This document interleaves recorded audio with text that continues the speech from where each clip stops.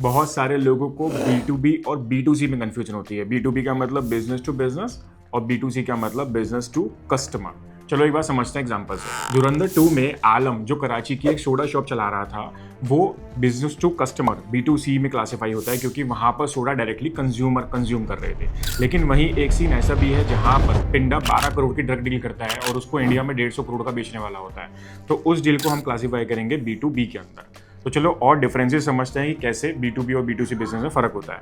पहला, buyer. B2B के अंदर हमेशा बायर जो होता है वो कंपनीज या बिजनेस ओनर होते हैं, जबकि B2C में इंडिविजुअल्स होते हैं। Similarly decision making time, B2B में हो सकता है कि डिसीजन मेकिंग आपको वीक्स में, मंथ्स में मिले कि वो डील होगी या नहीं, लेकिन B2C में वही चीज़ मिनट्स या डेज में डिसाइड हो जाती है। डिसीजन मेकर यहाँ पर मल्टीपल लोग हो सकते हैं, जैसे कि CEO, CFO, production manager, like this. लेकिन B2C के अंदर जो डिसीजन मेकर होता है वो सिंगल पर्सन होता है। टिकट साइज यूजुअली B2B के अंदर हाई होता है और B2C के अंदर लो होता है। एंड द मार्केटिंग, अगर आप B2B की मार्केटिंग कर रहे हो तो लिंक्डइन, रेफरल्स और cold outreach is a best platform.